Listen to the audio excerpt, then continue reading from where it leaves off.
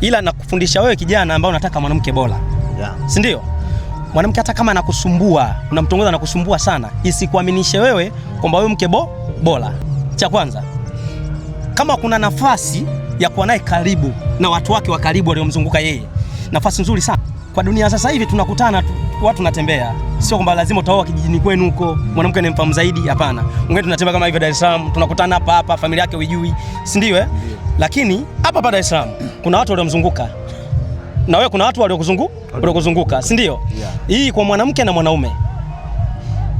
Ukitaka kuwa mke bora, fuatilia watu waliomzunguka. Na maanisha marafiki zake.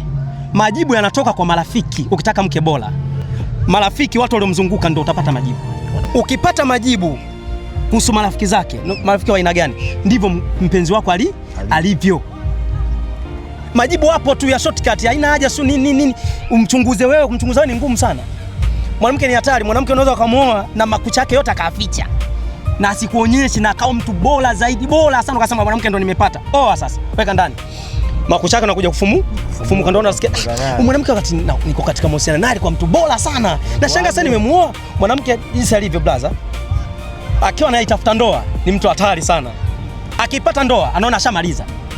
Mwanamke ana siri hizi mbili za kufanya mwanaume wewe amekumaliza yeye, kwake kuona mwanaume amekumaliza, ni kumuoa na kukubebea mimba au kupatia mtoto. Hapo mwisho amemaliza mwanamke. Mwanamke akikupenda anachokimbilia kikubwa ni kukubebea mimba.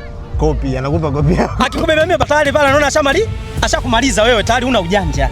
Kwa hiyo zingatia hayo. Si umeelewa?